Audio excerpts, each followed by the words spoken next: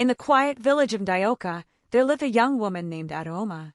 She was kind, hardworking, and respectful to elders. But there was one thing she didn't like about herself. She was not as beautiful as the other girls. Her nose was wide, her skin was dark, and her teeth were not straight. The village boys did not look at her twice. This made Adaoma very sad. Every time there was a festival, the most beautiful girls danced in front, and she was left behind. She wanted to be noticed. She wanted people to say, "Wow, look at Adaoma." One day, she sat beside the river and cried. As she cried, she said, "If only I was beautiful, people would love me." A small old woman who heard her crying from the bushes came out and said, "Beauty is not everything, my child." But Adaoma wiped her tears and said, "Mama, I want to be beautiful no matter what." The old woman looked at her with sad eyes and walked away without another word. Adaoma had made up her mind. She was ready to do anything for beauty. Adaoma heard a story about a secret shrine deep in the forest. It was called Ohamiri's temple. Ohamiri was the goddess of beauty, and people said she could make any woman the most beautiful in the world for a price. Many girls were too scared to go, but Adaoma was not afraid. One early morning, she wore her wrapper tightly, carried a calabash, and walked into the forest. The trees were tall and thick. Birds flew past her head. Monkeys jumped from tree to tree. She kept walking until she saw a narrow path covered in red leaves. Her heart beat fast, but she followed the path. After walking for hours, she saw a shining river. In the middle of the river stood a tall woman with glowing skin, long black hair, and eyes like the moon. It was Ohamiri. "Why have you come, Adaoma of Ndioka?" the goddess asked. Adaoma fell on her knees and said, "Great goddess, I want to be beautiful like the stars in the sky." Ohamiri smiled and said, "You shall have beauty, but remember, all beauty comes with a price." Ohamiri waved her hand over Adaoma. A soft wind blew, and her skin began to glow. Her nose became sharp and small. Her teeth turned white and straight. Her eyes shined like diamonds, and her hair became long and silky. Adaoma looked at her reflection in the river and screamed with joy. Thank you, great goddess," she shouted. But Ohamiri raised her hand. "I have not told you the price," she said. "From today, every time someone praises your beauty, a small part of your heart will turn to stone. When your heart becomes fully stone, your beauty will remain, but you will not feel love, joy, or peace again." Adaoma paused. She looked at her new face. "That is a small price," she said. "I accept." The goddess frowned but said nothing more.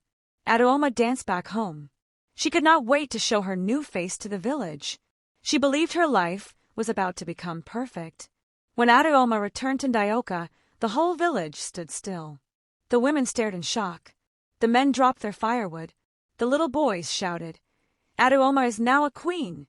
The village elders said, "This is not ordinary. This is the work of the spirits." Everywhere she passed, people whispered and smiled. Even the village prince, Obina, who had never looked at her before, walked up to her and said, "You are the most beautiful woman I've ever seen."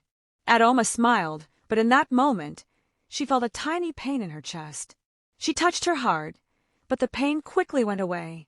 She laughed and continued walking. She was now the most loved girl in Ndioka.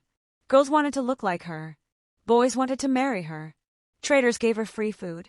Adaoma felt on top of the world, but she forgot one thing, Ohamiri's warning. The days passed quickly. Every morning, Adaoma stood in front of her mirror, admiring herself. Every evening, visitors came to her compound, bringing gifts. Obina, the prince, visited her every day. He told her sweet words and promised her marriage. Each time someone said, "You are beautiful," Adaoma felt a little pain in her chest. She ignored it. What mattered was that she was now loved. But slowly, she began to change. One day, her little sister, Ngozi, came to her crying. Their mother was sick and needed help. Adaoma frowned. "Don't cry near me. You'll spoil my makeup," she said. Ngozi looked at her in shock. "Sister, you've changed." But Adaoma did not care. She no longer helped in the farm. She no longer greeted elders. She sat all day under her umbrella, painting her nails. Her mother worried, "What has beauty done to my daughter?" But Adaoma only laughed. She thought she was now a queen. One night, Adaoma had a strange dream. She was standing in the middle of the river where she met Uhamiri. The goddess appeared again, but this time she looked sad. "Adaoma," she said, "your heart is changing. Can you still feel love?" Adaoma looked down at her chest. It was turning gray like stone. She screamed and woke up. Her chest was heavy. She touched her heart and felt a hard lump. She was scared but didn't tell anyone. The next day, when Obinna came and called her beautiful, the pain returned stronger. She tried to hide it, but the lump was growing. She went to the village healer, but he shook his head. "This is not an ordinary sickness," he said. "Go and confess to the gods." Adaoma ran back home and cried. "Why is this happening to me?" she asked. But deep inside, she knew the answer. She remembered Uhamiri's words. The price of beauty was now knocking at her door. Despite the pain in her chest, Adaoma continued enjoying her fame. But people started noticing she was no longer smiling like before. Her eyes looked empty, and her laughter no longer had joy. Obinna still loved her, but he noticed she was cold and harsh. One day, he brought her palm wine, and she shouted at him, "Is this what you bring to a queen like me?" Obinna's face fell. "Adaoma, where is your heart?" he asked. But she turned away.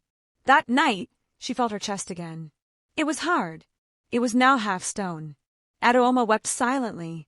She was afraid, but too proud to go back to Uhamiri. The next morning, her mother called her, but Adaoma didn't answer. She couldn't feel love anymore, not even for her own mother.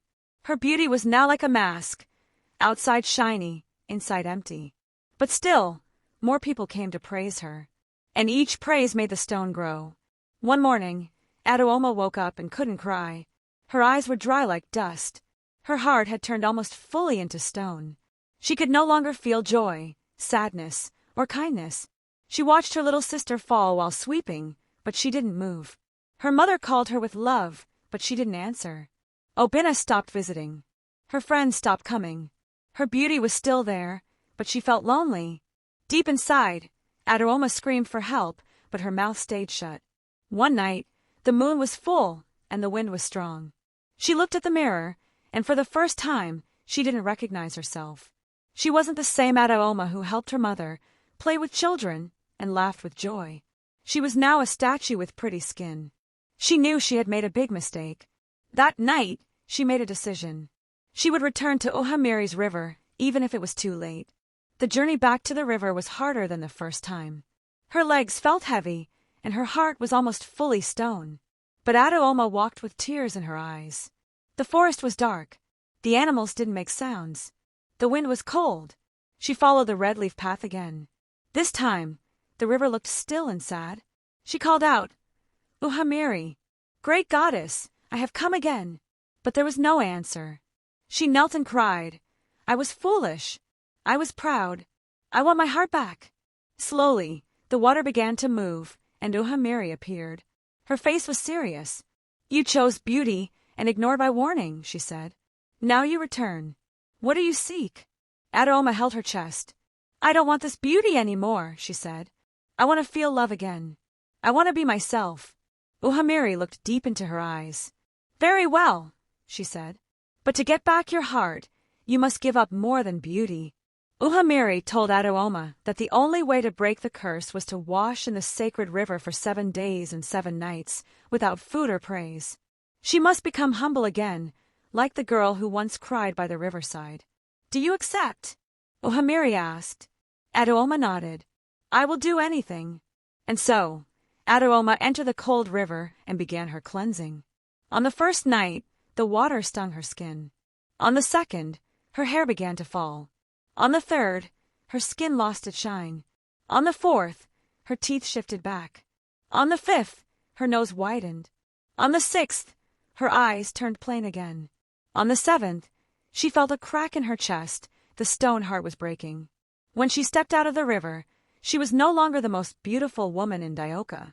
But when she smiled, it was real. Her heart was full. She was herself again. Adaoma walked out of the forest slowly. Her body was weak, and her legs shook, but her heart was light. For the first time in many moons, she could feel the sun's warmth. She could hear the birds sing and feel the wind touch her skin. She looked at her hands. They were no longer smooth and soft, but she smiled. She was alive, truly alive. As she walked toward Ndioka, she felt nervous. What would people say? Would they laugh at her? Would they call her ugly again? But this time, she didn't care. She was ready to be herself again, even if no one clapped when she passed by. When Adaoma reached the village gate, 2 children saw her and ran. Mama, Mama! Adaoma is back, but she looks different. Soon, people gathered. Some gasped. Others whispered. The same people who once praised her beauty now stared in silence. Her mother came out of the house and froze.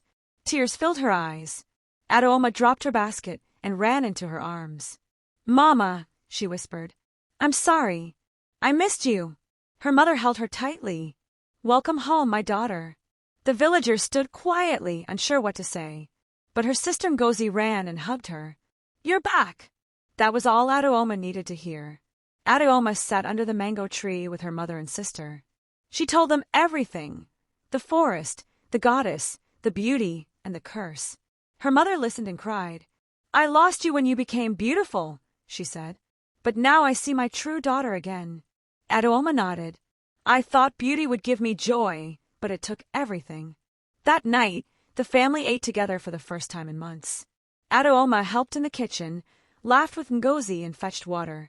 Her heart was full. The next day, she went to the farm with her hoe. The sun was hot, but she didn't mind. She was ready to start again, with her real face and real heart. Some villagers still whispered about her. Some said, why did she lose the beauty? Others said, she must have offended the gods. But Adaoma didn't argue. She just smiled and greeted them with respect. Slowly, the people saw the change. She fetched water for old women. She helped clean the market square. She taught little girls how to make baskets.